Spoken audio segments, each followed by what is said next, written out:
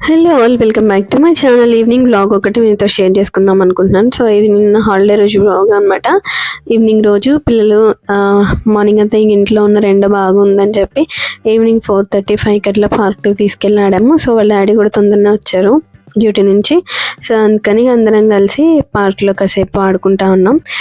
Carol చూడండి reverse ఊగుతూ ఉంది, క్యాండీ ఇటు ఊగుతుంటే ఆమె మాట ఊగుతూ ఉంది. మొన్న కూడా ఆ చిన్న ఉయ్యాల మీద నుంచే ఊగి ఊగి కింద పడి తలకి దెబ్బ తగిలించుకుందనమాట. అయినప్పటికి కూడా అసలు వద్దు అంటే అస్సలు వినట్లేదు. క్యాండీ ఎలా చేస్తానో అట్లా చేసి ఆమె కూడా ఊగుతుంది. సో వాళ్ళు ఊగిన తర్వాత నేను కూడా ఊగాను అనమాట సరదాగా. ఇంకా వీళ్ళంతా కూడా పార్క్లో పిల్లలు అనమాట. వీళ్ళు కూడా మా ఆడపడుచు పిల్లలు కాలనీలోనే ఉంటారు. చాలాసార్లు నా వీడియోలో చూసి ఉంటారు, హ్యాపీ హెన్సీ. సో ఇక్కడ ఈ చెట్టు పేరు ఎవరికైనా తెలిస్తే కామెంట్ చేయండి.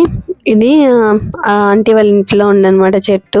సో దీని గురించి నేను చూశాను కానీ నా పేరు గుర్తు రావట్లేదు, మర్చిపోయాను. కాకపోతే ఇది ఏమంటారంటే ఫుడ్ కలర్కు వాడతారంట, అలాగే లిప్స్టిక్స్లో కూడా ఈ కలర్ ఇది వాడతారంట.